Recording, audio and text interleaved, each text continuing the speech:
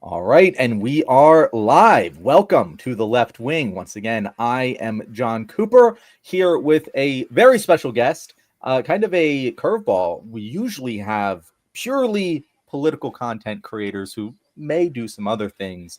Timothy Lee Peterson here. He does some other things really well and has been really popping off on threads. At least that's how I found him with a lot of his political posting. So, Tim, how about you just give the audience a brief introduction to who you are and kind of why you started talking about all this stuff online? Yeah. First thing, thanks for having me. My name's Tim. I think most of what I identify with is someone who does martial arts and teaches martial arts, specifically Brazilian Jiu Jitsu. I started doing martial arts when I was about 4 years old, and I started Jiu Jitsu when I was a teenager. I went to UCLA for my undergraduate, and I was fortunate enough to also teach the Jiu Jitsu program there Hmm. while I was doing my undergraduate.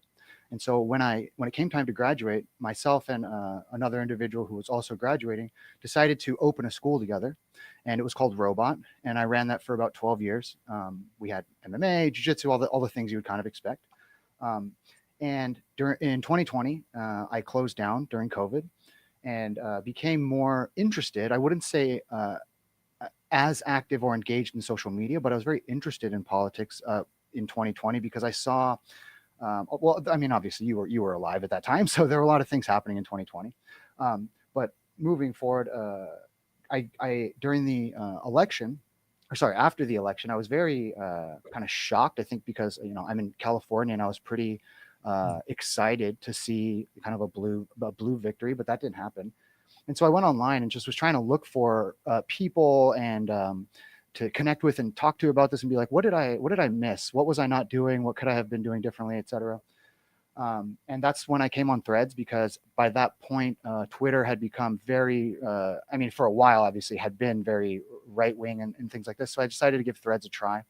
And I found a lot of interesting people there and started writing there more.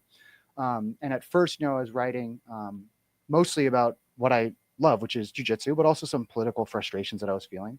Hmm. And that started to gain a little bit more traction. And you have to understand the world I come from, the jiu-jitsu world, the MMA world, as you know, is very right-leaning, very MAGA leaning in a lot of ways. And despite the fact that I'm in California, I was at a place that, or I was in a place, I should say, that tended to be pretty conservative for California. So I was aware that there was a lot of support for things that I wasn't necessarily a fan of, but I didn't think that it was um, as widespread across the country to give Trump a victory in the election. So anyhow, I was looking for people because I was pretty sure that there were people in jiu-jitsu that were not so straightforwardly supporting Trump. And I started to find some people. I connected with some people who I had taught at UCLA on Threads, things like this, and started writing there more. And then recently, Charlie Kirk was obviously shot and killed, and there was a lot of there was a sense of frustration met with hypocrisy that a lot of people felt about the attitudes towards gun violence and the acceptability of guns. And somebody who was essentially a champion for those kinds of things being shot and killed. It's something that if you put in a movie, would just seem outrageous. And there was a lot of kind of inflammatory, maybe not inflammatory, but there was a lot of caustic insults that were thrown from both sides, and a lot of feelings were hurt and things like this. And I, as I mentioned, I teach jujitsu. That's what I've done professionally my whole life. It's what I love to do. And when you talk to my students, or you work with me or whatever it is, I think they would tell you that it's pretty surprising to hear me write and talk about the things that I was. And I did that on purpose. I did that because I knew that, or sorry, I should say, I know that this kind of language is effective at riling people up and making them pay attention to things. And since Columbine, I've been kind of disgusted with how just blasé so much of the political right in the United States is towards gun violence, and will wear assault rifle pins while people are giving speeches about mourning their kids that were just shot.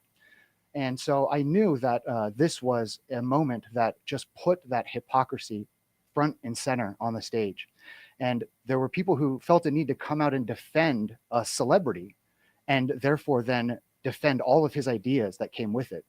And you saw other people who said it doesn't matter if he's a celebrity. In fact, his ideas were pretty repugnant. And in fact, his ideas are what led to things like this, not because he made this happen, but because it's the kind of influence that that propagates these ideas. And he was a very I don't want to say it's not poetic in any way. It's horrific, but it's one of those things that just aligns in a way that's really shows how you can want guns all the time until one is shooting you. And then it's just so clear, like, oh, obviously I would prefer that not happen. And it's like, no, what's crazy is there's other people who are like, I would also like that to not happen. And none of us even have to get shot for me to say that to you. And in my own community and around a lot of the people that I would see day to day, they were understandably kind of horrified that I was writing these things. And I knew that that was going to happen. And as I was saying, I did it on purpose because now I've essentially stopped. Because it is something that I have within me. It's not a lack of capability. It's not a lack of having teeth. It's just a lack of desire to talk to people like this. But what I found is that people that support MAGA in large part have begun worshiping someone who only knows how to behave this way and knows no other method other than to bully people and to insult them and to call them names. And I was like, for 20 years, for 15 years, I've put lessons on YouTube where I don't do that to people. For 20 years, I've taught people jujitsu and I don't do that. But I'm in an environment where it's so easy for me to do that. I could easily you understand this. I could, you could crush everybody on the mat and just leave them in the dust, but that's not what interested me. What interested me was seeing people learn jujitsu. They discover within them something that was always there. But now they're literally empowered with something that most of what just changed was like in their nervous system. And so I have this deep appreciation for human beings and our ability to learn and our ability to adapt and change.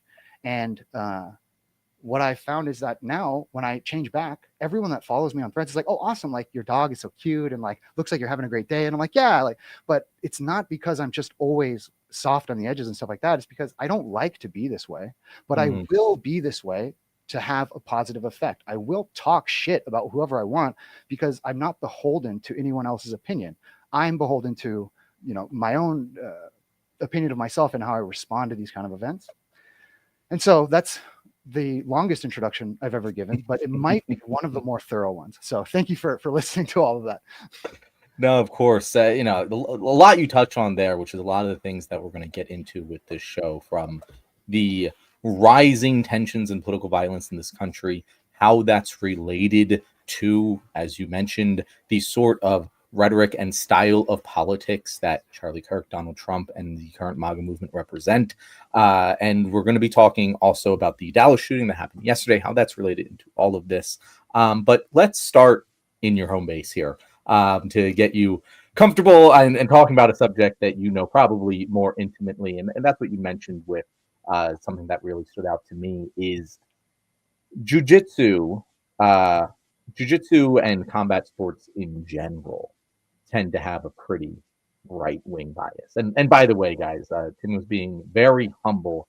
He doesn't just teach jiu-jitsu. Everyone who teaches jiu-jitsu and has a gym is very good, don't get me wrong. But this guy's a national champion. He's at the highest level of the sport. And so he's been around. He knows a lot of people in the sport.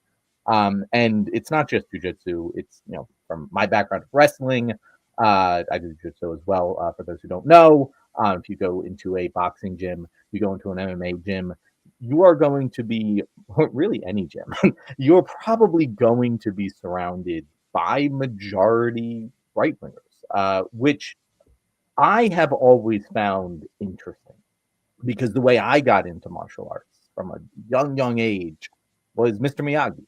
It was Yoda. It was these wise, be kind, talk calmly, and walk with a big stick kind of uh, role models, right? And that kind of pacifist philosophy I always found to be an integral part of martial arts.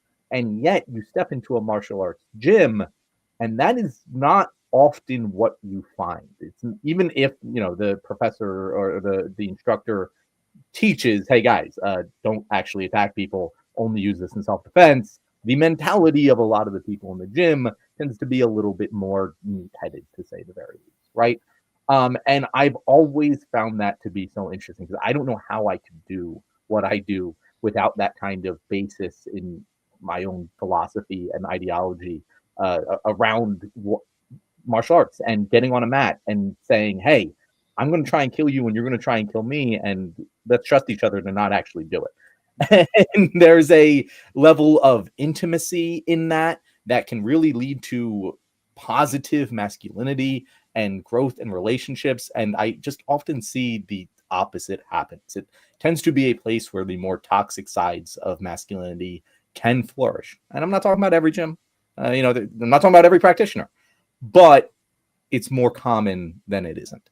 And I was wondering, have you ever had that same sort of thought as someone who Almost probably is cut from the same nonstop. cloth as me? Almost nonstop. Mhm. I think a lot about this a lot.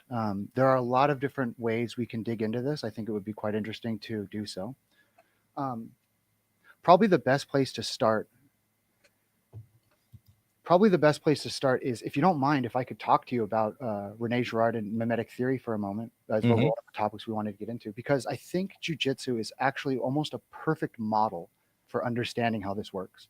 So Rene Girard was a teacher and a philosopher of literature. He's a French guy, and he wrote a lot about at first plays and Shakespeare and things like this. And what he was trying to understand was, like, why do Shakespeare plays have something kind of different that makes them transcend just a normal story that one of us might tell? And this is where he started. What he comes to realize is that, let's say you have a man, and this man loves some woman, let's just say, and this man loves this woman and desires her. Now a second man comes in, and this man notices not the woman, but notices the other man and notices his desire for the woman. And this second man begins to desire the woman as well. He begins to create in his mind reasons why she's desirable because he notices the first man desire her.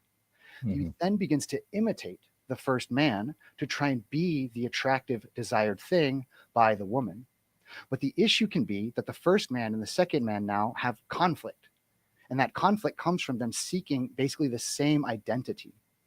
And what Gerard said was, well, when this happens with two people or three people or 100 people, you eventually get conflict in society. You get a lot of stress on society. And he argued that one of our first sort of social technologies was this idea of scapegoating. The idea that if I were to put all the blame for something, even if it doesn't make any sense, on some person, and then we expel that person, the problem will be attributed to us having gone away because of this. The classic example is witch burning, which would Mhm. be something like, it doesn't, we burn these witches, the crops won't grow any better. We burn Mhm. these witches, the sun is still coming up the same number of hours a day. What Girard eventually gets to is this notion that, well, you can't burn witches forever. Eventually, what happens when you scapegoat enough and it doesn't work, if the society sticks together, you're eventually going to look into the natural world and go, why do the crops not succeed? Oh, it's this thing called fertilizer. We got to use fucking fertilizer. That's gonna help. But coming back to Gerard's original idea, the idea is essentially that when we desire something, it's very rarely that we reasoned our way into this desired position. I don't know about you, but when I got an iPhone, I wasn't like, oh, look at the specs. It was because somebody showed me one and I was like, that's kind of amazing. And I actually thought that this person was kind of smart and like they thought it was cool. So maybe I'll check it out. And so what Gerard would argue is that what we tend to do is we find people that have what we'll call status or are in a role model or a model position in society. Maybe an influencer position would be more modern way of phrasing it. And we tend to imitate the things that we do because we think that doing so will allow us to achieve the same results that they do. And this is actually a really good thing, because as human beings, it would be such a waste of time for me to recapitulate all of jujitsu to learn it myself when I could just copy what someone else is doing for now. And then maybe eventually I'll kind of circle into my own understanding of it. Mhm. And so Girard is saying, well, we look to these models because it's very efficient. But the devious thing is that when models recommend other models, we very quickly take those other models on board. Let's imagine a person whose name is Ro Jogan, right? I don't know, something like that. And Ro Jogan likes to bring people on his podcast. And a lot of people like Ro Jogan because he's been doing this for a super long time, right? Mhm. And they find him to be someone that's kind of like them, and they can kind of admire things about him. He works out and blah, blah, blah, blah. And so they take on board some of his opinions and some of the things he likes. For example, almost all the people that I know in jiu-jitsu for some reason love bow hunting and eating all of a sudden, but it's because they're imitating this model. Now that model, Rojogan, brings someone on who everyone in the room and everyone watching knows a little bit less on this specific topic than this one person.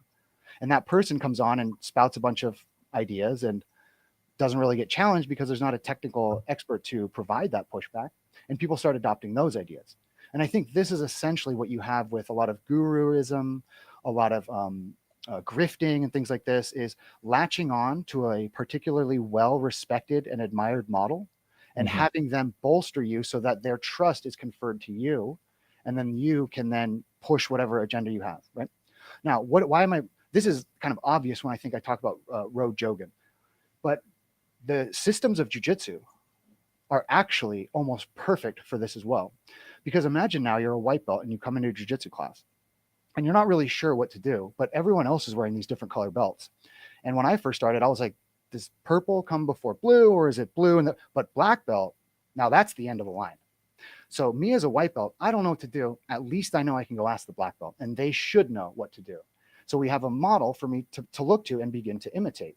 And what you said earlier was really interesting, because a lot of these models that are black belts will talk. Where am I? I'm over here. That will talk about, here's what you should do, and every day work so hard and things like this. But what do they model for people to imitate? Right? Do what I say, not what I do, it's kind of a poisonous saying for a reason. I think a lot of the reason, to come back to what you actually asked, why you see a lot of right-wing MAGA influence in right-wing spheres has a partial historical reason, which I'll talk about in a second, and then also is propagated through this mimetic iteration of people that talk to each other and essentially defer opinions to upper belts on topics that have no relevance to jiu-jitsu.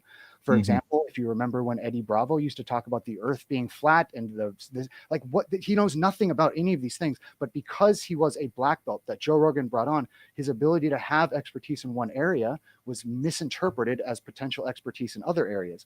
And some people, like, I don't know if you know about Elon Musk, if you've ever heard of that guy, but he also tends to conflate his expertise perhaps in one area with other ones. And other people, I think maybe myself and you, who maybe lean a little more progressive, go, there are actual experts about all these topics. And I love to engage with them. I love to ask them questions. I love to learn about their expertise.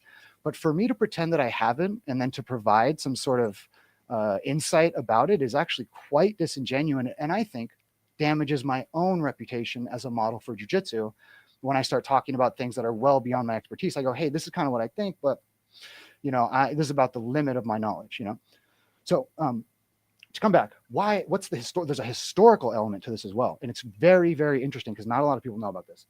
In 1993, that was the year that the first UFC and the Netscape Navigator were available to the public, the same year, okay, several months apart.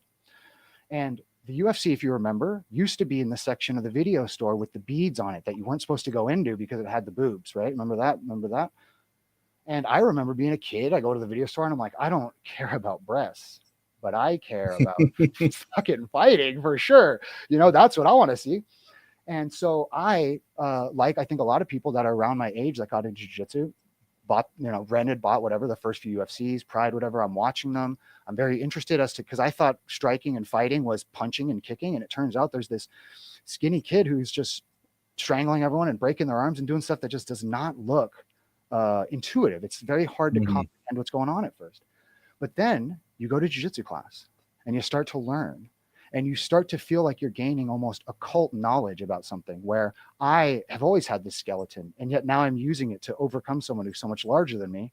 You feel like you have a channel into secret hidden knowledge. And you also have the Netscape Navigator. And so what happens in jiu-jitsu is there's a lot of jiu-jitsu champions who all of a sudden are in demand because Royce Gracie wins the first few UFCs in 1993. But a lot of these instructors, unfortunately, don't speak English very well. And so the only way to find an instructor is to perhaps search online or in a phone book. But if you've won some medals, you can put that on a website. And you can become known as someone who's good at jiu-jitsu, even if I don't have the language yet to articulate that skill to you. So what happened in jiu-jitsu was people became very interested and wanted to learn it. But jiu-jitsu was a very young martial art. It was not codified like something like music or chess, where systems of notation exist to make explicit all of the knowledge that they're trying to teach you. And so jiu-jitsu was learned by imitation. And you'll recall perhaps that old magazines used to have photos demonstrating an omoplata, where step 1, 2, and 3 of the omoplata, you're like, that's easy. And then step 4, you're like, how did that happen? How did step 3 become step 4? That didn't make any sense to me. And we all were learning jiu-jitsu from people who were also learning English. And you see this in the lexicon for jiu-jitsu, the arguments over naming. You see this over methods in teaching that have not been established yet as most effective and best practices. And you see people that came from a history of, look at this occult thing I got into and look how popular it is now. I must be good at discovering secret hidden knowledge. So now when Ro Jogan goes on his podcast, and Ro Jogan also does jiu-jitsu, well, we both have much more in common than I thought. Ro Jogan also knows about UFOs and extraterrestrials and all these other things that I take on board, because only an insane person would also do jiu-jitsu and have insane ideas, right? But no, it's simply that people were in an art that was very young and was never formalized in a way that you would do in a more academic setting, or if it had existed for a long period of time. And so they, I think, understandably in many ways, were on the frontier of a martial arts revolution, where what was thought of as effective was shown to not be. And the established institutions of martial arts crumbled in a single event, the first UFC. And no coincidence that UFC is still now a cathedral, essentially, of right-wing influence. But it started as, just like someone like Jesus would have been treated, like as almost hidden knowledge. And the people that were the original prophets and proselytizers now feel like they have access to knowledge that you and I just simply don't understand. We don't understand that the existing institutions are also corrupt in government, just like they were in martial arts. But what they don't understand is the development of jiu-jitsu historically was very, very different than the development of the history of the things that we've been born into, like systems for chess, systems for music, systems for government and legislation have existed before, long before we did, obviously. And yet the disconnect between those two, I think, is something that is what you were asking originally. Sorry. No. It's all very interesting, and that's a very good history lesson for the uninitiated. We don't necessarily talk about, the history of jiu-jitsu too much on this show, but there is something that you mentioned, sort of, you were dancing around it there, and it's this, that mimicry, right? That is something that definitely appeals to a lot of people in jiu-jitsu, because that is how we learn. We just, we can watch as many instructionals online or whatever as we want, until you get on the mat and you start feeling it and you start actually doing with another person and mimicking what they do, you're not actually going to know what you're doing, right? And that sort of learning process, especially in a martial arts setting, in a jiu-jitsu setting, where it's already kind of naturally hierarchical. Not only do you have people of varying skill levels, but you also have a belt system in, depending on what gym you're at, what martial arts studio you go to, there might be a very strict hierarchy. If you ever do like Tung Sudo or something, where you're bowing and saying yes sir, and it's all about that sort of martial discipline, and I think that is part of what makes combat sports appeal to a lot of right-wing men in particular, because right-wingers are more hierarchical, left-wingers are more egalitarian. I think most people would agree with that. And as you said there with mimetic theory, we do mimic things. I enjoy mimetic theory because Rene Girard, right? Rene Girard, that was his name. It's one of those things where I think that he personally focuses way too much on this one theory of everything and uses it to apply to everything else. So it leaves holes in his philosophy. But that one theory of everything is pretty good. He thought of this before we knew that there are neuron pathways in our brains specifically heightened for us to mimic other people. It's one of the reasons that humanity has exploded. A, we're able to sweat and outrun everything in existence, and B, we were able to empathize with other people. We were able to mimic them. We were able to learn quickly from other people by just watching them do things and copying them. we're very, very good at that. It is actually scientifically and evolutionarily how we learn to learn. And when you put that in a setting where you're learning from the person who can kill you, who's beating the crap out of you on a daily basis, sometimes you get this very, I don't want to say like God complex, but we definitely see instructors in martial arts that have a God complex, and we have their students who kind of follow them in a this person can do no wrong sort of environment. Like you said with Eddie Bravo, people hear Eddie Bravo and they're like, oh, he's got to be a smart guy. He's really good at jujitsu. This is really hard for me and it's easy for him. So he's got to know his shit. And then he starts talking about flat eartherism. And it's like, oh, well, maybe he's onto something. Eddie Bravo knows a hell of a lot more than I do. Maybe it's onto something. And because you trust that person already, you're more likely to mimic them. And I do think that's a large part of why you see that. However, I would say left wingers do that too. Like mimicry is not a right wing thing necessarily. Like adherence to hierarchy is, but we mimic. It's just part of our human DNA. And so, what do you think particularly appeals to the right wingers when it comes to things like martial arts, UFC, jiu-jitsu? Yeah. So a couple things came to mind. One is that I think that left and right both respect hierarchy, but different ones. I think on the left, we tend to respect academia and education and things that I think are pretty well reasoned for why we would respect them. It's not you simply should, but it's, you obviously understand this point.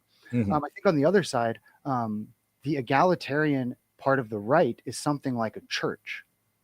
And I think I know, right? Because, but the thing is like, why does it work? Why, and it's because there's a lot of lip service to the teachings of someone like Jesus, right? Which I think is what frustrates people about something like religion. But they call it a desire to bring everyone in. And I think sometimes the problem on the left is a desire to find a reason to expel a person. And it's not to say you don't need reasons or there's never legitimate reasons to expel people. But just like with sending someone to prison, it's important to have a method of reforming them and reintegrating them into society. And I think that sometimes the left is of a mind of wanting to excise people in the hopes that by excising all the wrong people, the remainder will be perfect. But the remainder will simply be focused on the rivalries that now exist within them. And on the right, I think they're very consistently at least acting like they're going to bring everyone in. But I think the nefarious part is they're going to bring everyone in to organize the pyramid exactly how they want it to be. And that, right. And I think so it's like they both are doomed in ways because of their own tendencies, and they both should be respected in certain ways for their tendencies. And I don't claim to be any sort of centrist at all. I'm very much a progressive. I think that a progressive person can integrate all of the good parts from the right wing and leave the dead wood behind. I think that the right wing is so married to dogmatism that they cannot shed anything that is even slightly controversial, but might help the overall movement and effectiveness. But that's why they also need to reinforce these strict hierarchies where no one can question the people above them, because it allows for a sort of ruthless efficiency of ideas to propagate. And I think that's why it's so easy for a right-wing scandal to get forgotten about, because the talking points are disseminated and, we just don't care. We literally don't care about a bribe caught on film. We literally are going to say that. And we forgive them, and Jesus forgives you. And it's like the forgiveness part is great, but the person must exhibit grace. And on the left wing, it's like, if you keep cutting everything in half, eventually you don't have enough to cut in half anymore, and you have nothing to work with. If we truly believe in education, it's not about cutting people out. It's about cutting people and putting them in an environment where they can maybe learn why working together is actually what we're supposed to be striving for. I think that's one item of it. I think another is when we do imitate someone, we're not usually comfortable with simply resting on that notion that, I admire you and I like what you do and I'm going to kind of copy you. What we then do is we look back and we go, and it was a good idea for me to copy you because obviously you've had so much success. Why would I not? And the way you speak is very gentle with people, and I like that, and I'm going to adopt. And so I rationalize why I've copied you after I've copied you. Yeah. I don't rationalize copying? All the motherfuckers who led me astray. All the, all the people that are like, oh, you should only listen to this album forever. And I'm like, I love Deloused in the Comatorium by the Mars Volta. Mm-hmm. But I'm not like for maybe 3 years in college, I'll only listen to that album. But you know what I mean? And so I think there's I think that, I hate this phrase, but I think that both sides have things that they can learn in order to be more effective. Obviously, I want a progressive side to be more effective. And I think that when you exhibit these things in jiu-jitsu, people are incredibly receptive to it. So one example, or maybe a couple examples, when I'm teaching somewhere, I always work with the student and make sure that they have success doing the technique on me. I've been doing it long enough though. When I spar with other black belts, I win almost every round with almost every black belt, unless they were the world champion. And I'm not saying but I've done it long enough. And so you can start to constrain somebody so that they are not able to do anything except the thing you've had them work on. And then they have success with it. And they're like, you gave me that. And I'm like, I'll give it to you a little bit less this time. And then they have success again. And and now they're like, not only could I imitate you, but I could become more of me in a way. I could become myself, but like a little bit more developed in a way that you're teaching me. And again, like the emphasis not being, I'm so good and I'm going to beat you, but you're so good, just not like yet, like you're going to be better tomorrow. And let me show you how good you are right now though. Because what you don't know is all the change that happens in you when you get to black belt in jiu-jitsu is in your nervous system. Very little, like your ears, like that, but most of it's here. And so on day one, you can throw a very heavy person. And if I show you that, you'll be like, oh, not only does this guy know jiu-jitsu and I could imitate that and learn it, but this guy wants me to succeed. And maybe I could imitate that too. And now this is really good for a school. This is very healthy because now a third student comes in, a fourth student comes in, and it's me and this person who I've been working with who now believes I could show these third and fourth students what Professor Tim showed me.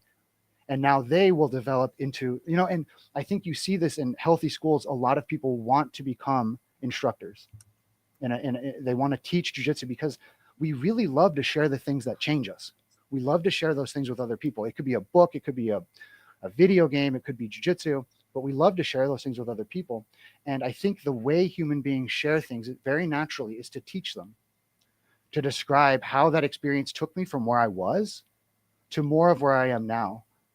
Sometimes I think the right wing feels a bit offended by this because the left emphasizes the value of education and certification and diploma so much that they'll dismiss people that they're talking to on the right wing for making errors. But these are all learned things. These are all things that people learn. Instead of taking an approach where it's more of an invitation to, hey, I understand what you would call conservative beliefs. I don't actually think that the way government works is the best way to express those values. I think actually it has to maybe be this more sort of progressive approach, something like that, and kind of inviting the person in to succeed in their ideas with you, like I would with teaching someone to throw me first, rather than showing the other person how good I am at jiu-jitsu and crushing them and hoping somewhere that they are like, oh yeah, I could learn that. Like just demolishing someone intellectually and academically, and then being like, why are you not open to learning from me and being receptive to these ideas? Aren't they so warm and welcoming? And then they go to church and they're like, I don't care if you are literally smoking crack on the way in. I am here to help you. You know what I mean? Like there's something about that where it's like when people need help, they don't come to you really prepared. Yeah. That's what needing help fucking looks like. You know what I mean? And it's like, so bring them in first and adapt. If you're so smart and so developed as a progressive person, you should be able to learn how to bring them in. Don't expect them to be ready at the door. And then you go, why aren't you walking through? And just, it's like, you have to, the white belt wears the white belt out of humility.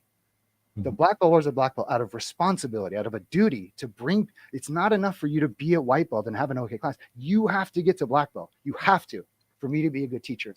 You have to get better than me, right? If it took me 25 years to learn something and it took you 25 years to learn it, I was just making the French fries for you to eat, right? That's not useful. It should take you 5 years if I can explain things well.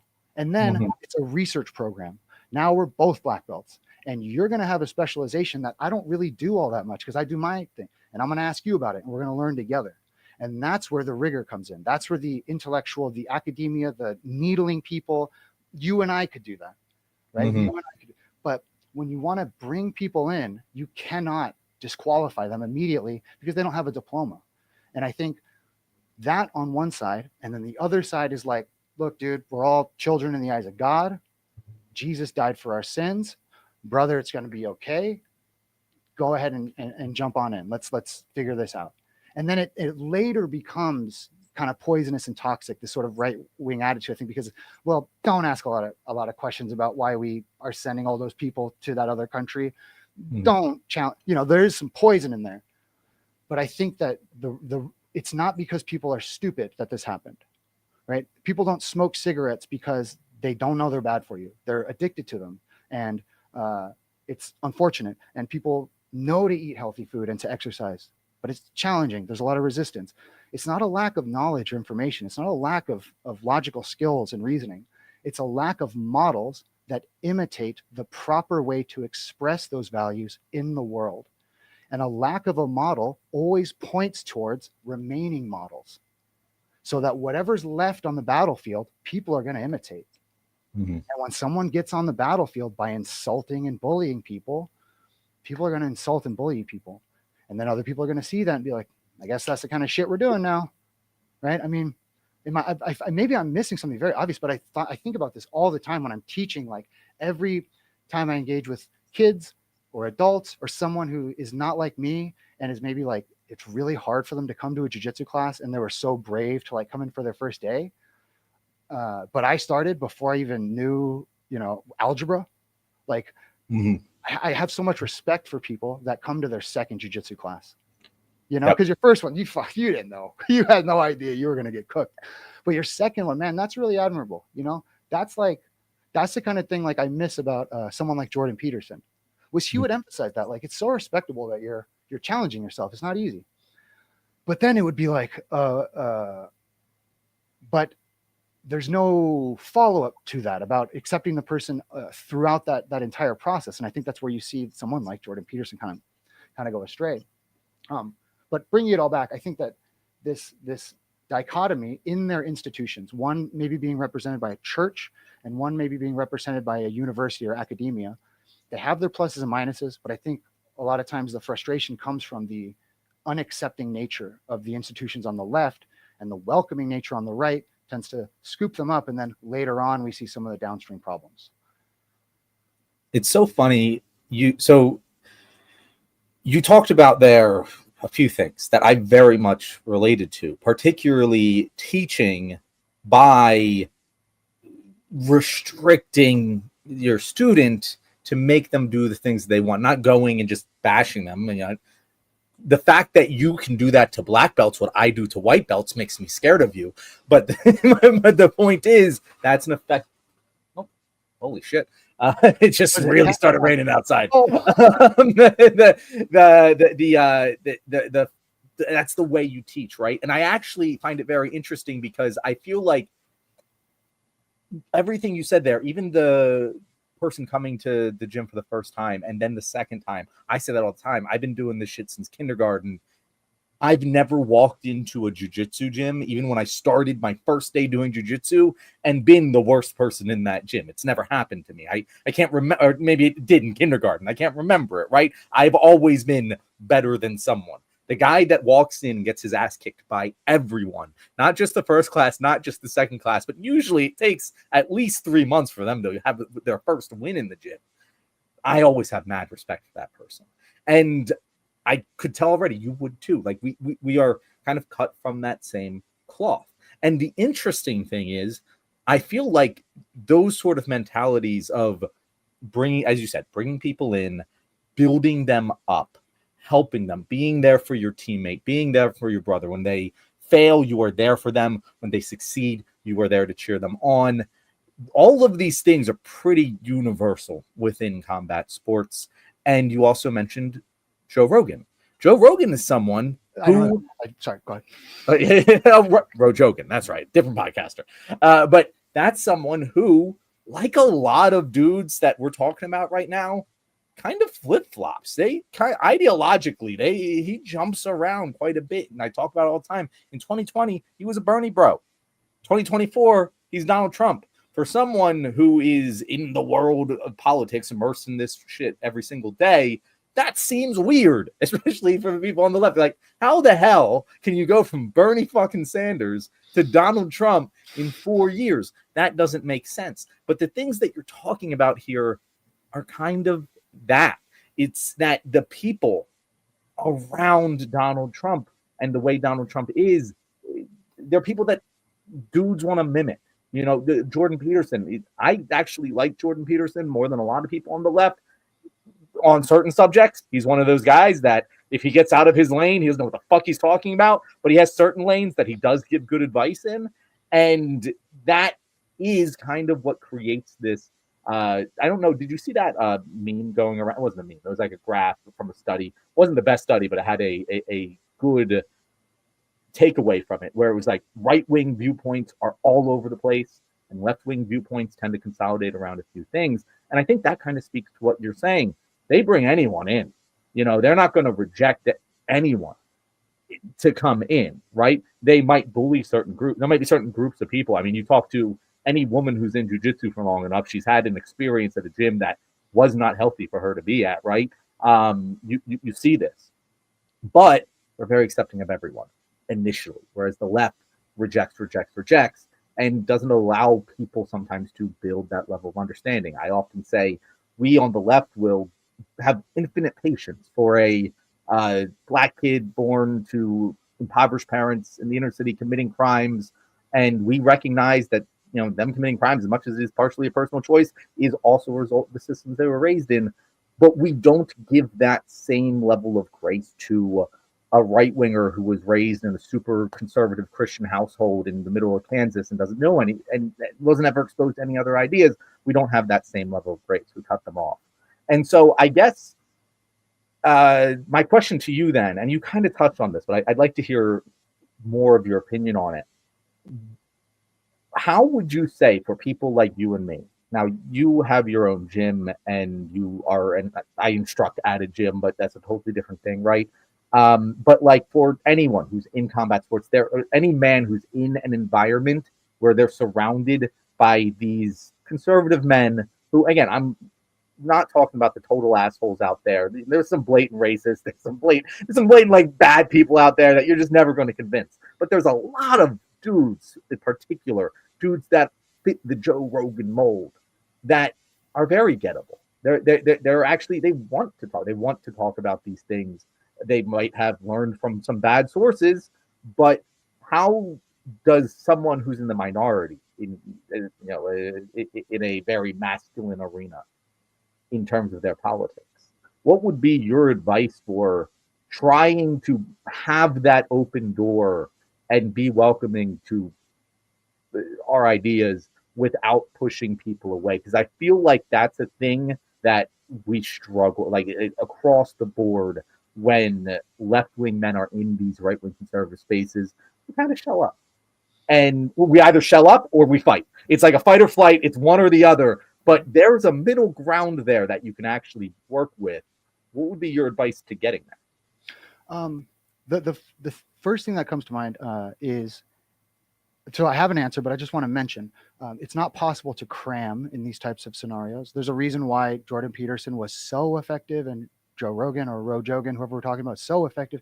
It's because there's so much content and hours of them to become familiar in a parasocial way to other people. So that's like at a scale how that kind of thing happens. Obviously, people can become parasocial with someone in their more immediate life if they don't maybe interact with them much. But that aside, I think the most important for me is always the present moment, the interaction I'm having with you, the interaction I have with a student when it's occurring. If in jiu-jitsu, you know this, you can't make a lot of promises. This, I promise you, will work. It will work or it will not. And there can be poor execution and people can improve on it. But in jiu-jitsu, one of the reasons it's so impressive to people, it leaves that impression on them, is because it doesn't matter how much you resist initially, you will be overcome. And so if you talk to people about things in jiu-jitsu, it can help. But I think what really, really helps is to help other people win their battles. Don't make them win your battles for you or with you at first. Don't even bother with that. Find out what their battles are. There's a variety of ways to do it. There's direct inquiry and there's just actually being interested in people. Find out what their battles are and help them win their battles, because they will remember how it felt for you to help them win.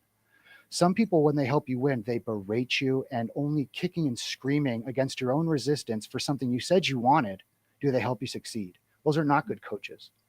Mhm. When I'm working with a kid comes in, right, and they're running around a lot, and everyone else wants to say, slow down, it's time for class. I don't say, slow down, it's time for class. I say to the kid who's running around, can you run even faster than that? Can you run and jump can you run and jump, and then on one leg we're going to hop, and now can you chase me? Can you catch me? I'm going to help you win the battle that you're currently in, because if I demand you fight another battle, I've already lost you. I'm going to help you win the battle you're on, and I'm going to do it in a way where I don't even think you can fail at it if we do it my way. To give you another example from jiu-jitsu, you know this, a lot of people in jiu-jitsu are very uncomfortable in the standing position.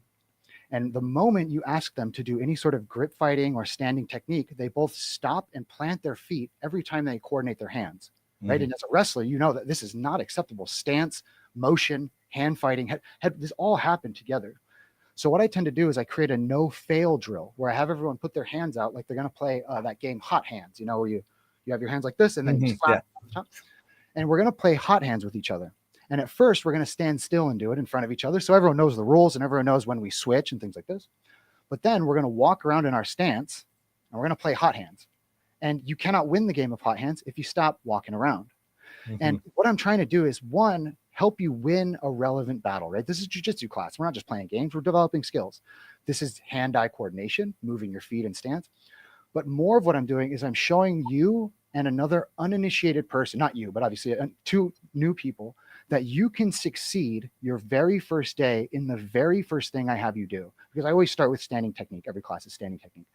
And so if I have a lot of new people, they're playing hot hands and walking around and laughing and having a good time. And all of a sudden they believe that they can be in jiu-jitsu class and actually participate and maybe not become a black belt today, but they're on some sort of path. And when people come to class, they came because they believe they can learn. Mhm. People forget that. Like, we go to class as adults and pay money because we think we can learn those things, not because we're looking to be entertained, right? So you get people engaged with each other and with you in a successful endeavor, a very tiny battle that you created. I created the constraints. You got to keep moving your feet.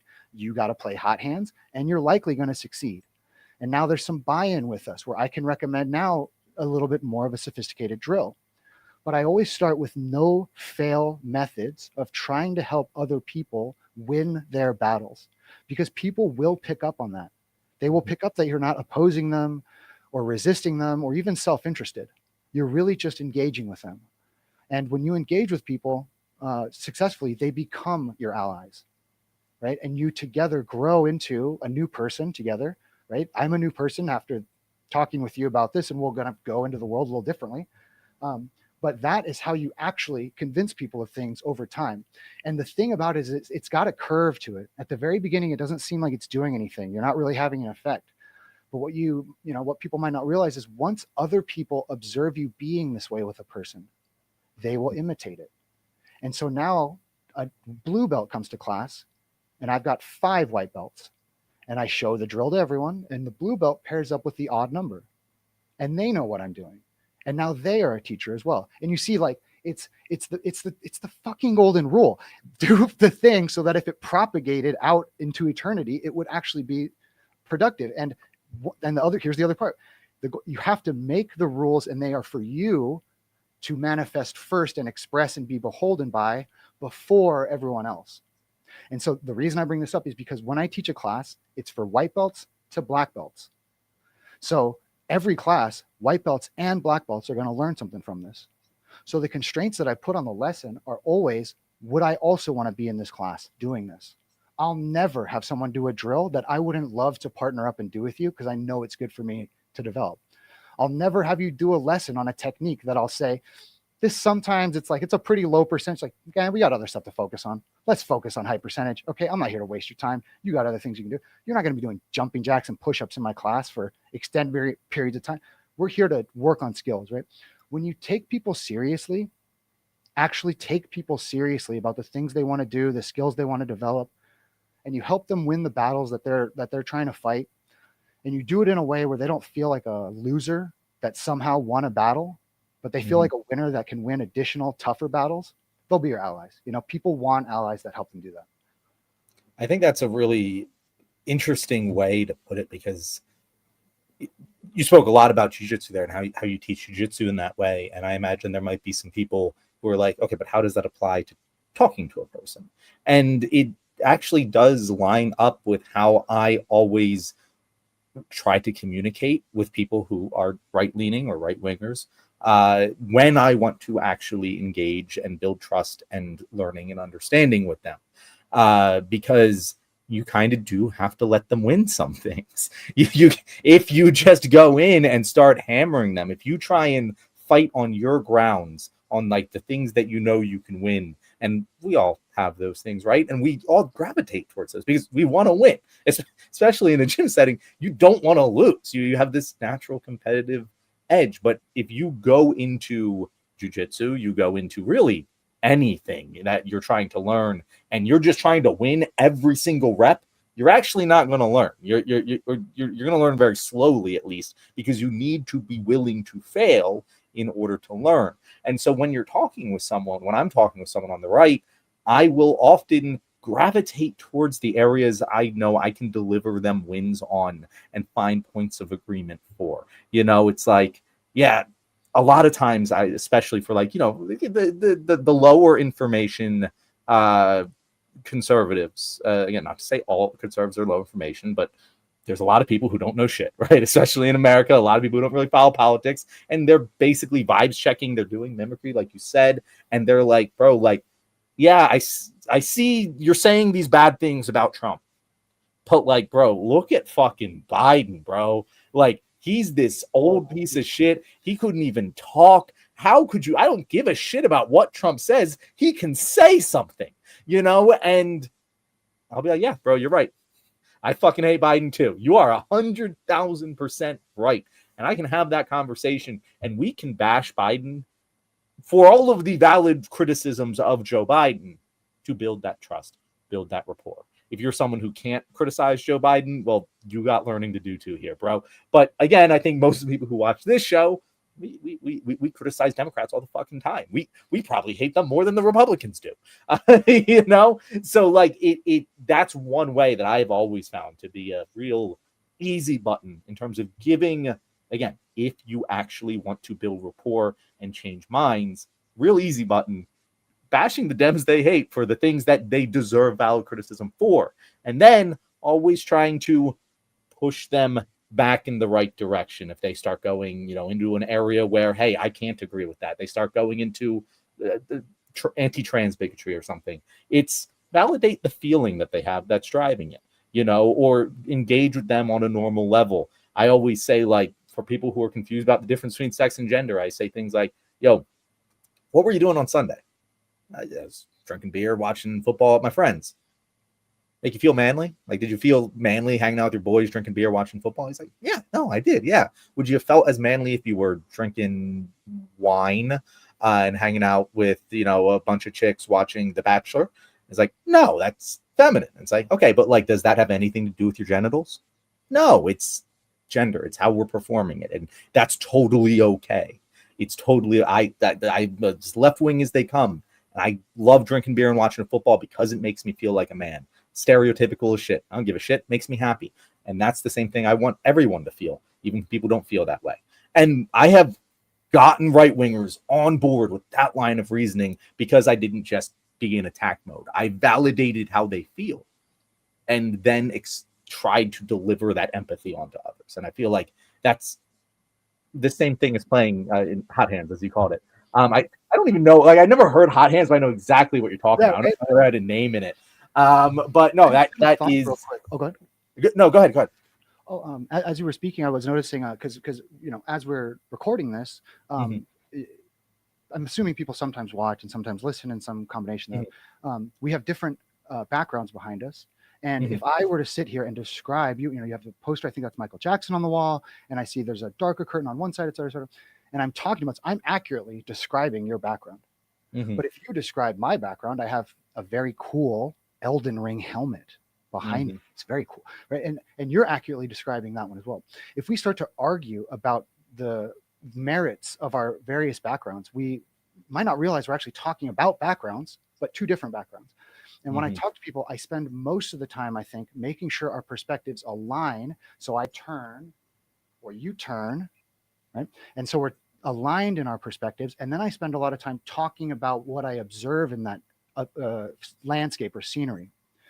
Then I start talking about what are maybe the ramifications and implications of some of the more preposterous ideas that I disagree with and some of the absurd things that come from that. So, for example, one that often comes up is Second Amendment and things like this. And I just like to make jokes about like, man, I am a very big Second Amendment person, and I want to have a missile guidance system on my roof that's solar. But you see, there's an absurdism in there.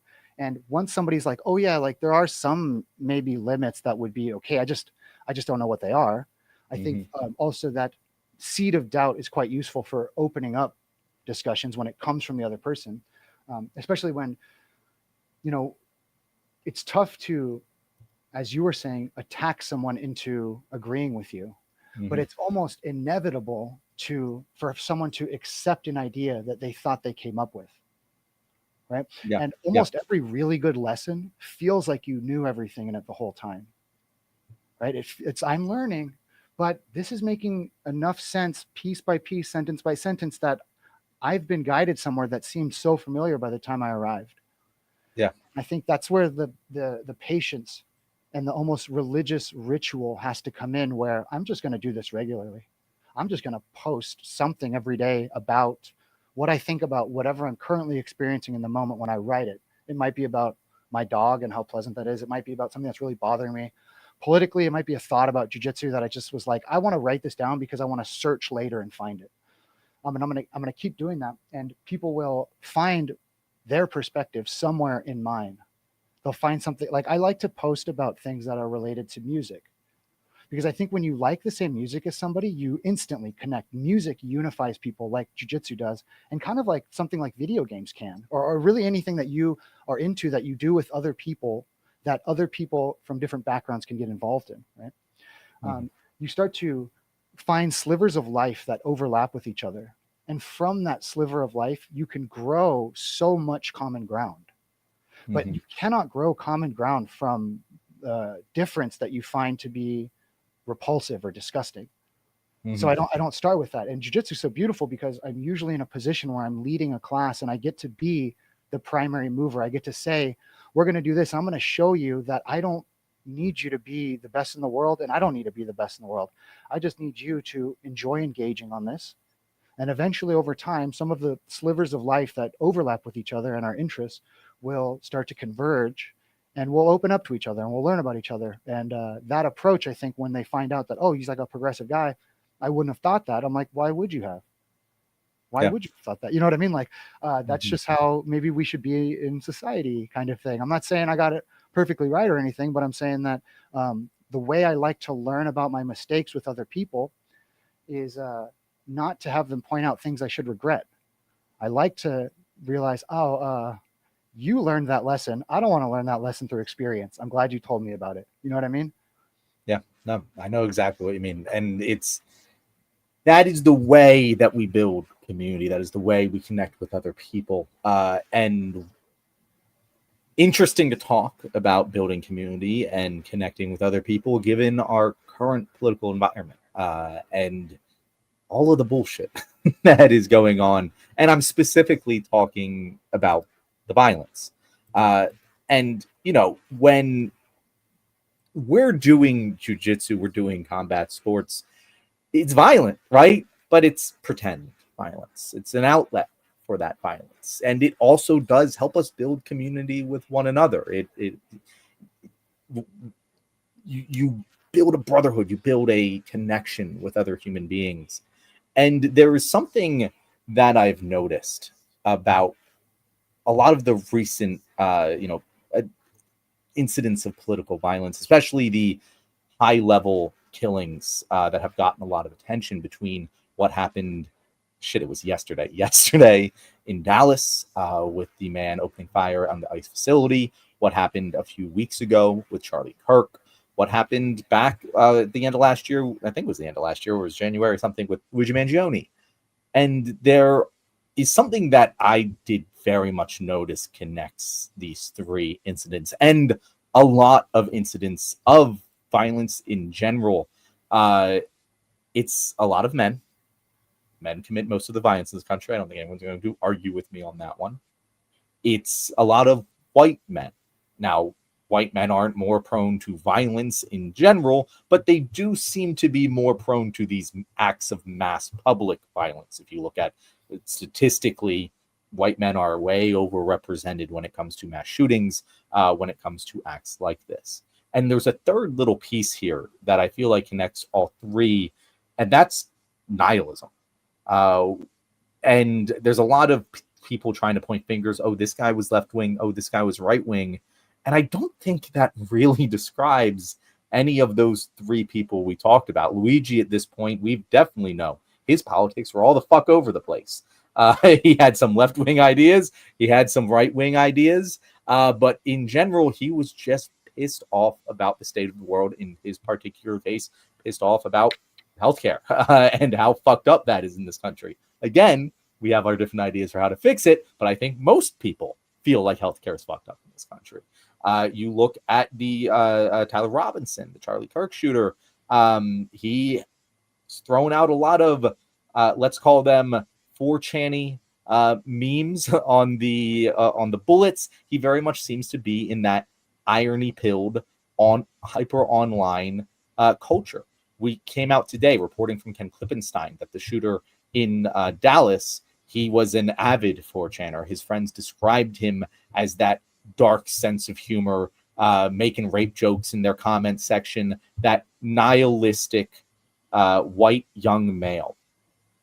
All the way back, you're talking, philosophers with Rene Girard, one of his contemporaries, Nietzsche. That's his cup of tea, and and he speaks to that type of person in particular, the young white male who feels lost, who doesn't have the sense of community, who doesn't have a sense of connection to other people, and a couple bad days in their lives go a certain way. They have access to some guns that can kill a lot of people very quickly and very easily, and you end up with these kinds of events when you mix all of those things together. Add that in with the rising political tensions and rhetoric that we've talked about, you mentioned earlier, the politics of aggression and othering others. That is what it results in, what we have here today. So kind of just, I know you mentioned you didn't know too much about the Dallas shooting, but are you also kind of seeing these through lines when it comes to these, mass violence events, especially when they are on the political spectrum? Yeah, there's a few thoughts. One is I get a sense that people are much more disenfranchised than they have a sentiment, I should say. They have a sentiment of being more disenfranchised than they are, even accounting for the fact that they know they're disenfranchised. So people have a sense that voting doesn't matter or make a difference. Let's just start with something like that. And then there's a second layer where if it did make a difference, the politicians are corrupt, and so they won't make a difference. And when you have things like that, where the method of redress is supposed to be political and voting, and it doesn't seem to be effective for people that would like to have their lives change and improve, you see people resorting to more extreme methods and tactics to have a voice when they feel voiceless. I don't think this is acceptable, but I think this is part of what is occurring. I think that there's something interesting from the right, which is a notion of, both sides have these, but on the right, there's a lot of talk about individual responsibility. And on the left, there's a lot of talk about how your environment shapes a lot of who you are as an individual. And I think both of these are true. And like many things, it's rarely one thing. It's usually many things explain what is occurring or what we're observing. And I think that on one side, it doesn't actually matter what side someone comes from when they commit heinous acts of violence. Right? People will say, well, when it's political, it does. It's like, no, it still does not, because the politics are there to provide the direction for the government, and the government is supposed to contain violence.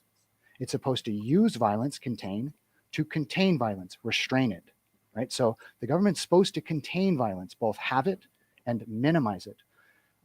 We are not supposed to engage in that. And that's sort of the trade-off that we're supposed to make in our social contract, right? We outsource our violence to the government to hopefully enforce just laws in some way.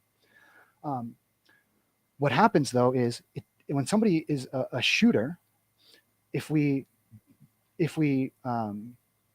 point to their environment, what are the two environments that tend to exist? One of them is one where we generally want stricter gun laws. We generally want people to have housing, education, food, be cared for, not have abusive childhoods, be educated, raised in a home, things like this. These are all wonderful things. On the other side, there's often a strong gun culture. And guns are very emphasized. They're treated more, they're treated with like sacred objects, like someone would treat an iPhone when it first came out. They take family photos holding assault rifles. When I think about the types of solutions available to me, I tend to think about the things that I've interacted with. When I am very frustrated with the world, if every single weekend I've shot guns at things, and this is a habit I've made, it's not that this will make me shoot someone, but hammer and nail type of thing, right? When all you have is a hammer, everything looks like nails. Right? When all you got is guns and bullets and your parents don't tend to you and you feel forgotten in the corner of an internet, the way you lash out is with a gun, but you probably were going to lash out because of your environment in some way. So it can be that both are involved in many ways. On the one hand, we should have much stricter gun laws in many ways, and the details of that should be worked out in public policy. Because, and also though, an environment of gun culture and lauding and lionizing and literally shooting targets of political opponents on video. And these are all, as we've now discussed, very understandable how they promote violence if you understand modeling, mimesis, any type of imitation at all. And it's also why, well, we can maybe return to that idea, but I think that to summarize, individual responsibility. It doesn't matter who the shooter is. Acts of violence are always heinous unless they occur in the very small consensual area of martial arts or something like this. And the purpose of government is supposed to be to contain all of that violence.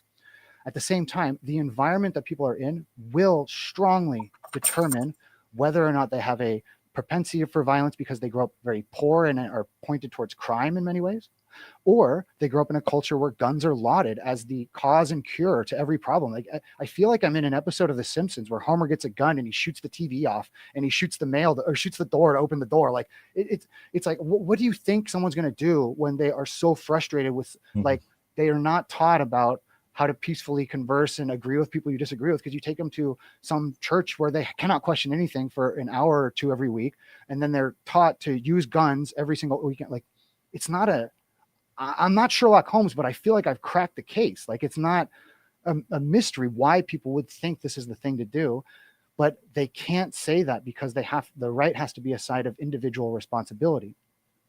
So when they say, oh, it's the individual, what was that individual's political leaning?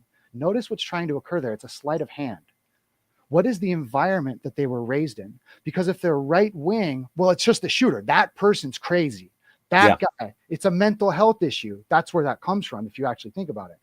That guy's crazy. Us right wingers, we're so safe with guns, even though like all the gun violence out there, we're so safe with guns.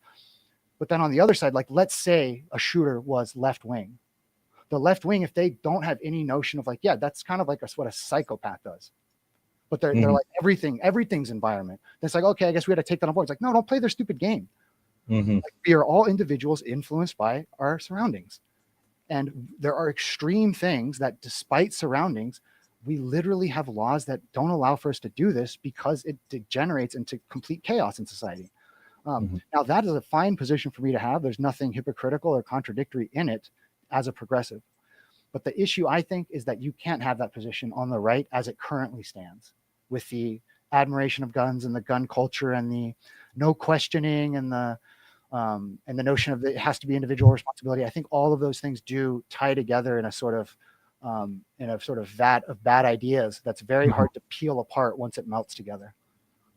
When it comes to guns, the guns is a very interesting thing because it horseshoes a little bit where you get, you right wingers are typically considered to be the gun people, right? But if you go far enough on the left, you'll actually see a lot of people on farther parts of the left are like, oh no, the Second Amendment is very important. We need to make sure that minority groups are able to arm themselves to defend themselves against the oppressive government, which we've had for the vast majority of our country's existence, and it's actually a place where there can be agreement.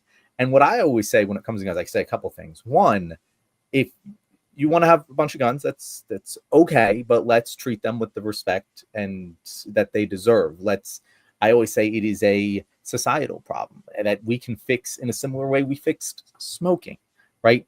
I don't want to go around taking people's guns away. I think that's very bad for the government to do. I think it's not going to be effective because prohibition doesn't work. And I think that it's just going to be incredibly costly and not really work at the end of the day. But if we can educate people about what guns are, what they should be used for, that, hey, if you own a gun, you're more likely to be killed or kill yourself. And people go, what you said with the individual responsibility thing, they always say to me, oh, well, that it doesn't, the half of gun deaths are suicides. That doesn't really count. Yes, it does. Yes, it does. Because we know that suicides, just like most violent crimes, they are time and place. People who commit suicide and fail can be taken out of that environment and they no longer want to commit suicide. It's not something that is a constant thing. It often is for a moment they get pushed over the line. And if they have a very quick and easy way to end it with the press of a button, they're going to be more likely to succeed and end up killing themselves than if, I don't know, they had to slit their wrists or take a bunch of medication that isn't going to have as high a fatality rate or whatever. They have to unlock the safe and they have to remember the password and all of these things. They can calm down, right? And so there's a lot of common sense things that we can do keeping guns without having, as you said, this gun culture where we're glorifying them. They're just lying around. They're hung up on the wall, loaded. These are the things that make the violence easier to commit and more deadly when it is committed that we need to tamper down. We don't need to take all the guns away, but we need to come to better understanding of what they are and what their place needs to be in society. And that happens from talking like this, from having actual open communication about it and not just screaming at each other. Because I feel like what a lot of the right wingers often hear is, we're taking your guns away. Every time gun violence is brought up, they're like, I don't want to give up my guns. Like, you don't have to give up your gun, but let's have a genuine conversation about why it's easier to get and operate a gun than it is to get and operate a car. That doesn't make sense to me. Like, why should I have to have insurance for my car but not my gun? That doesn't make. Why is there a test? Why do I have to take have training with my car, but we don't require any sort of training in order to acquire a gun? These are all things that I think most Americans can agree on if we can just drop this facade of it's either take all the guns away or, gun palooza, right? And that kind of swings back in with the violence and the violent rhetoric of one of the reasons that we're seeing such deadly violence rise. A is the rhetoric, but B is also we have a gun culture. We have a culture of violence. We have a very, very violent country, and it's gotten a lot better. Even in my lifetime and your lifetime, it's gotten significantly better. If you look at violent crime stats in the 90s and compare them to today, it's night and day, but it still isn't great. So I guess the follow-up question therein is, only women should have guns. well, honestly, that probably was, well, you keep in the house, only the woman knows the code of the safe, and that well, okay, now you're a thinker. Okay, you're a philosophy guy. I can see. I might be losing you for a moment. Looks like there's a little lag maybe on one of our ends. Can you hear me okay? You hear me okay? There we go, Tim. I might have lost you for a second there. Sorry, as you were saying before, before I just dropped connection there. I'm pretty sure there was some sort of glitch. I say that kind of in jest, but the philosophy of gun ownership and things related to it, an equalizer, a force vector, something that allows for a person to live in the reality of violence, but not only be a victim of it. That's something I can actually get behind. I think that when I say only women should have guns, I'm like, because most of the people that are going to attack them can be stopped with a gun. I'm one of them. I'm not going to be attacking anyone, so I don't mind. I think that the problem with gun culture is the culture of violence as solutions for everything. And what's the best form of, what's the most efficient, not best, the best is martial arts. What's the most efficient form of violence? Well, to kill someone with a gun or like a bomb or something like this. And so it's very hard to disarm people without disarming them. And I think that we don't actively disarm each other, and because we don't actively disarm ourselves. Because in American culture, there's a rugged frontier mentality where my ability to sustain myself and be strong and independent is essentially what it is to be an American, and go out on the frontier and to be able to harsh the rugged terrain or whatever it is. But the thing is, what gun culture acknowledges is that the largest threat to human beings is other human beings. Now, if we were actually recognized, it would be disease, it would be heart disease, it would be things like this that we could actually unify humans behind and try to overcome. But when people say, I need a gun, it's always because of someone else who may or may not have a gun. And until you address that potential, there's always a reasonable position to take for why someone should have a gun. I think if someone lives alone and they are scared of being attacked by someone who's insane, them having a gun, it makes sense if they fear for their life. It also demonstrates a society that's so large that perhaps people don't feel attended to by their local law enforcement, or they feel it is not reliable, or they feel it is untrustworthy for a number of reasons, and therefore they need to protect themselves with a gun. I think a lot of times I'm actually sometimes more disturbed by the people that are on the left that are very, very pro-gun, because I have a sense that sometimes they only see guns as a solution, similar to how I think some very extreme right-wing people see it. Where the only good Nazis are dead ones. I'm like, that, if they're, but also I would prefer they change their mind. Honestly, like if I could take all the Nazis and have them change their mind and be like, oh, that's actually not based at all, it's very cringe, then maybe they could, but I think that the pro-gun must have a gun culture comes from an understandable threat of I'm in a gun culture. And we're in a chicken and the egg scenario where you're never going to get the people to disarm who feel that they would be the victims of having been disarmed.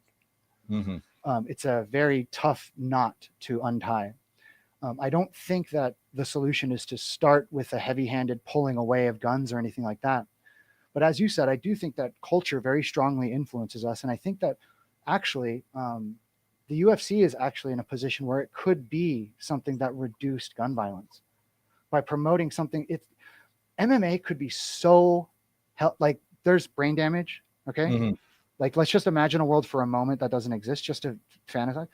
That could be such a productive part of society where young men or young women can look up to people who have achieved something physically, mentally, competing against other people that are very good at something, against intelligent resistance. They gain the admiration and respect of their peers. And, this happens in jiu-jitsu without the brain damage to a lesser extent. But you just explained why I stick with jiu-jitsu and don't get into it. And I'm like, instead of building up a culture of, hey, this person is so potentially maximally violent, but is very respectful, as someone we both listen to would say, Jordan Peterson. Instead, it became, look at the theatricality of this violence and look at how much they actually hate each other. And it's like, they trained them to hate each other, which disgusts me. I'm like, those people are not like that. I know some of those people. They aren't like this, and you're making them this way. Like, that is the worst thing. And like, then they're successful because of that. And they think their model's wrong. And I'm like, you're literally poisoning the role models that you could have. And I'm like, man, don't be surprised by gun violence when you tell people that, like, being peaceful but expressing violence is not it. You must be angry and only violence. And whatever means you have, maybe you're a skilled fighter or maybe you're not.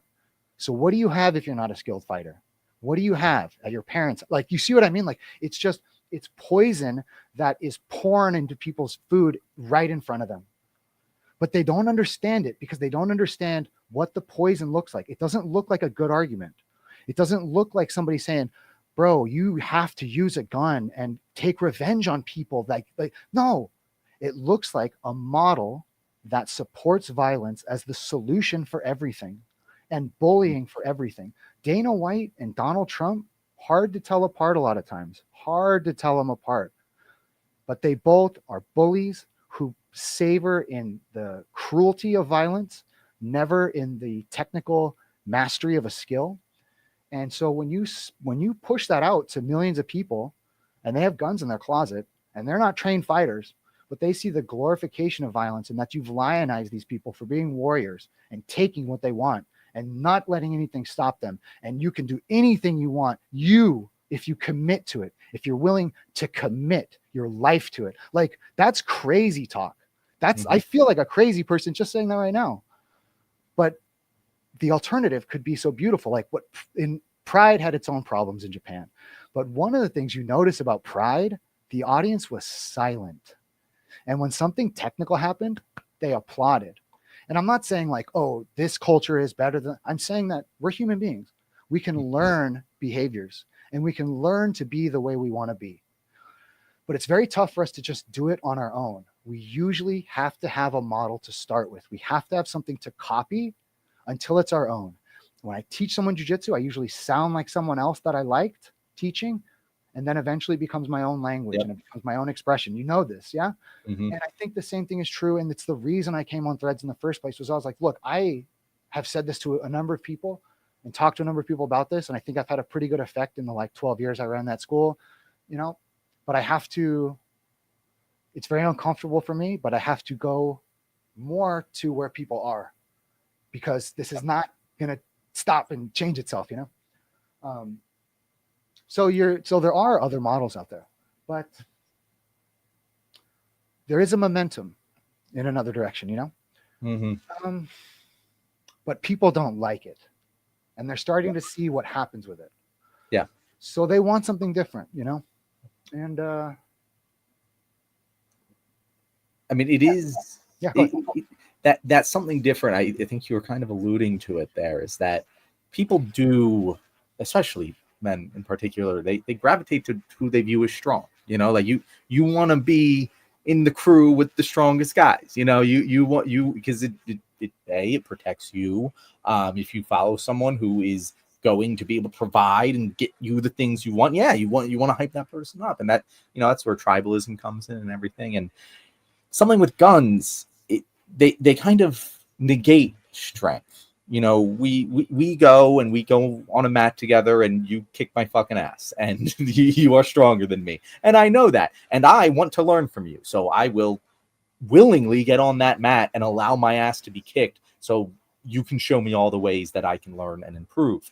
And that is how you cultivate true strength. But if I wanted to just be stronger than you, I could pull out a gun and shoot you in the head. That makes me, I guess, tougher because I'm alive, but I didn't learn anything. I didn't actually get stronger. I cheated. I took the easy way out.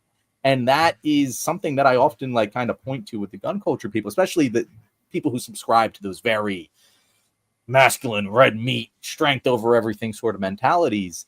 Your Nietzsche's of the world, who rejected things like Christianity because they taught you to have mercy on the weak. And he was like, no, we have to be the strongest survive. We're a warrior culture. We're the Viltrumites, if you're an Invincible fan, right? And I always say the strongest thing is forgiveness, because only the strong can forgive. Only the strong can be gentle. The weak, they have to scrounge it out. They have to claw and fight. It's why you see, look at any fucking resistance movement of oppressed people throughout history that gets very fucking bloody violent, because they have to. The path of strength is nonviolence, because when you walk with that big stick, when you know that you can use the violence if you need to, you are open to take other pathways that are better. And that's, I definitely think, a bridge that we can make for people of, hey, don't go down that path of violence, because that's the weakness. That's how we all make each other weaker. Let's come together. We're still going to have conflict. If you're going to be a Nazi, I'm still going to like not like you. I'm still going to resist you hard fucking core. But again, is what most of the people on the left are saying about Charlie Kirk. You know, I didn't fucking like the guy. I don't think the world is a better place because of what he did in it. But killing him as an act of political violence makes the world a worse place than he ever could have with just his words. And that's something that needs to be understood. If you want to be strong, be nonviolent. Be as strong as you fucking can. Go to jiu-jitsu, go do MMA, go do whatever. Be the toughest guy you fucking know. But the strength is knowing how to not use that strength, and how to, like you said earlier, use what you know. Use your strength to teach other people to be stronger. And then eventually they can make you stronger. And then we're all stronger. If we're all going around killing each other, we're all weaker. Mm-hmm. Yeah, I obviously I agree with that. I think that like I think for example in jujitsu, when you first start off and everyone is just destroying you, and then the day you get your first submission, you always remember, oh, it was a guillotine or whatever, whatever it is. And so you go from what seemed like a failure to what seemed like a success, and you want to recreate this success, and you want to submit more people, and so you do, and you get better. And as you keep getting better, you can submit more, and you eventually get to a point where every class, every lesson, you're able to submit everyone. And but then someone comes in and you can submit them, but they're kind of a terror to some of your junior students that are actually their size. And maybe I'm bigger than them too. So me smashing this student is not satisfying for anyone in any way, and is not productive. It doesn't teach my students anything at all. The real satisfying part about strength is when it's off the table, right? When it's no longer, am I going to bully you better than you bully me? But like, I'm the only one who can play the bully card, and it never gets played. And it's kind of a silly thing to engage with, because it just admits so much short-sightedness on our part to be concerned with who's going to beat the other person up. Like, it would never come to that. But that demonstrates a failure of our greater faculties to come to that. What actually we should do is to recognize that strength, as people will say, strength is a skill. The use of leverage is a skill. Being strong is learned. It's not inherent. It's not something that is in a person. It's something you can have, or it's something that you can lose if you lose practice with what it means to be strong, and you turn that strength into bullying. But strength is a skill, how you protect people so that they don't feel helpless. Because it's possible to try and be a strong person and have a savior complex. Like, I have all your solutions and you should, but that's not what strength is either. Strength is knowing that you also are, even though you're strong, are still very imperfect and still have a lot to learn. And that actually strength is engaging with people so that they become strong and win the battles they need to win, not win the battles that you think they should be fighting. You know what I mean? Yep. Again, it's like people, like in jiu-jitsu, sometimes when I'm teaching, I'll teach a grip or a position, and I'll have students do it, and I'll do it to them. But one of the things I'm always asking is, did you feel the strength of that technique or the grip? Not did it work and they sort of fell over because your partner was being compliant or whatever, but did you feel how you could tell you were strong there? Like when you're on a bike, you can tell when you're falling or not. And I want everyone before the end of the day to be like, yeah, I could feel the strength of that technique, because your nervous system will carve pathways to make it easier to return to that shape with your body by having success once. Now, it might take you 100 repetitions to get that one, but then it takes you one, like a day to keep it, or one a week to keep it, because your nervous system organizes really, really well. And so I think that when you show people this and you say, look, the strength was something that was already in you. Your skeleton you've had your whole life. You just learned to use it. All the other strength is also there. It doesn't take me. I'm just the person that's here with you at this point in your life, but it could be anybody. That strength is in you, and it's something you can learn. But the unfortunate thing is, I think a lot of times the way people are raised, especially this can happen very commonly in a religious background, where people have very fixed attitudes about their own capabilities and their own ability to learn. They don't see themselves as a person that's always learning in life. And I think that when you show people, hey, you're an adult who maybe was out of school for a long time, you go to a job all the time, but now you're coming in and you're learning something again. And don't forget, you can also be doing this in other parts of your life, and it would be admirable to do. It would not be a sign of arrested development. It would not be a sign of failure for you to begin now. I know 10 years is going to pass in 10 years, and that time will pass anyway. And you could have 10 years of doing something that you'll really like yourself for having started. Or you could have 10 years of being like, man, I wish it wasn't so hard on myself. And, I could have started this thing. And I was like, I'll just be that person. I'll just tell you that wisdom that you're going to have anyway. I'll just help confer it to you now. And later on, maybe you're like, man, that guy was a good teacher. He kind of knew something. And that's what I want, because then people will want to work with me, But I think what I try to keep in mind is always just align your perspectives. You have your background, I have mine. Let's make sure we're talking about the same background. Then let me find out in your background, what are the battles that really matter to you? And how are you experiencing them as winning and losing right now? What does that seem like to you? Is there any battle I can help you win? Even if it's a really small one, it doesn't matter the size of the battle. It matters that you had an ally for it. And then once we do that and we reciprocate and we go for it, then we have a few allies and we see, hey, we're not so alone. And when we realize we're not alone, we're like, we've got models to copy and we've got people that need something to imitate. Let's get started. You know what I mean? And that is a great piece of wisdom to end this on. So with that, I will say, thank you guys for watching The Left Wing. This has been another excellent episode. TJ isn't here, so we got to talk about some nerdy jiu-jitsu shit, and that was wonderful for me. If you guys enjoyed our guest today, Tim, where can people find you? I have Threads, Instagram, and YouTube. You can find me at Timothy Lee Peterson. It's just all spelled out, and that's where I am. Awesome. Well, thank you guys very much once again for being here. Next week, we will be back on Tuesday. We will not have a Thursday show because I'm getting married on Friday. And me and TJ will be together for that. He'll be there. So keep an eye out on our personal pages for some in-person content for the first time ever. But thank you guys very much, and we'll see you next time.